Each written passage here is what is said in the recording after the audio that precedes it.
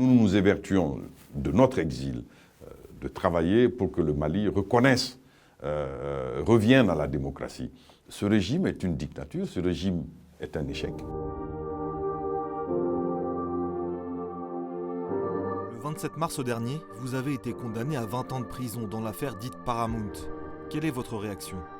Je ne suis pas surpris par les sentences qui ont été prononcées et contre moi et d'autres éminents anciens membres du gouvernement malien, ainsi que d'officiers de l'armée malienne valeureux qui auraient pu servir à notre pays de manière efficace au lieu de croupir aujourd'hui en prison sur la base de mensonges et des conséquences d'une bataille politique, une bataille pour le pouvoir. C'est cela qui est la base de tout ce processus qui a commencé parfaitement de manière illégale depuis l'année 2021. L'histoire retiendra que ce procès, ou en tout cas cette affaire Paramount, fait partie des plus grandes injustices que notre pays ait connues.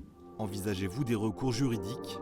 Aujourd'hui, l'adversaire utilise des moyens judiciaires parce que notre pays a été placé sous une dictature. Et donc la justice est aux ordres, tout le monde le sait. Et mes avocats vont s'opposer à ce verdict qui est rendu. Et les autres qui ont été condamnés injustement, qui sont détenus de manière éhontée, feront appel. Et nous espérons que les moyens de justice qui seront employés par ces accusés-là pourront fonctionner pour que, en appel, cette sentence soit cassée. Bientôt 5 ans qu'Assimi Goïta est au pouvoir sans élection. Y a-t-il encore, selon vous, un avenir pour la démocratie au Mali ? Bien sûr, il y a un avenir pour la démocratie parce que seule la démocratie permet l'épanouissement et le développement. Vous savez, c'est la dialectique de l'histoire. Les luttes seules libèrent les peuples. Et comme la lutte est une nécessité historique, c'est qu'elle établit aussi que la démocratie a un ennemi qui est éternel. La liberté n'est jamais définitivement acquise. Il faut se battre tous les jours pour la conserver. Et donc nous nous évertuons de notre exil de travailler pour que le Mali reconnaisse, revienne à la démocratie. Ce régime est une dictature, ce régime est un échec. Le Mali, le Niger et le Burkina Faso ont quitté la CEDEAO il y a 2 ans pour créer l'AES. Que pensez-vous de cette organisation ? La CEDEAO a remporté plus de succès qu'aucune autre organisation régionale sur le continent africain. Et donc saboter cette construction-là, c'est justement l'acte le plus répugnant qu'on ait pu porter à la construction panafricaine. Et cela a été fait par des gens qui réclamaient d'être panafricains. Ce qui est nouveau, c'est de créer une organisation pour échapper aux exigences que la CEDEAO pose par rapport aux principes démocratiques et surtout à la protection des droits de l'homme et des citoyens. Il était possible de reconstituer un groupe tripartite pour les questions strictement sécuritaires, même s'il fallait abandonner le G5 Sahel, mais créer une organisation pour saboter la CEDEAO, ça c'est un crime.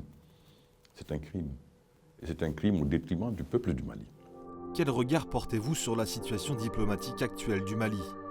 Je suis désolé de tout ce qui se passe entre le Mali et ses voisins. La Mauritanie, nous avons 2400 km de frontières avec elle.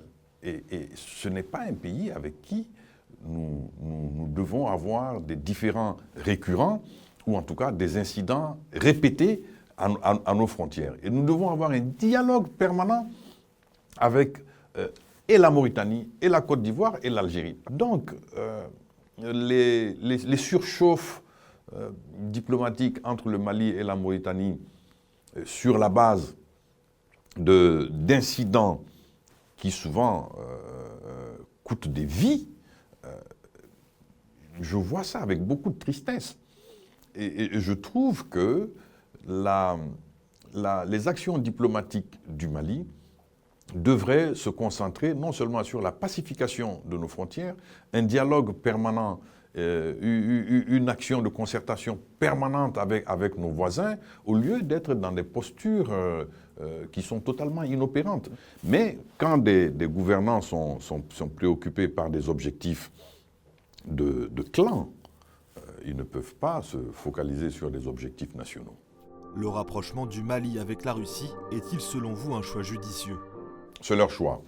L'action diplomatique d'un pays comme le Mali, un pays qui est au carrefour de plusieurs courants culturels, courants économiques, politiques, qui est en plein cœur de l'Afrique de l'Ouest, et enclavé, c'est une constante contraignante pour nous d'avoir des relations pacifiées avec l'ensemble de nos voisins et d'ailleurs l'ensemble des pôles politiques qui se forment dans le monde. C'est ça qui doit être la position du Mali. La Russie est l'ami du Mali depuis longtemps.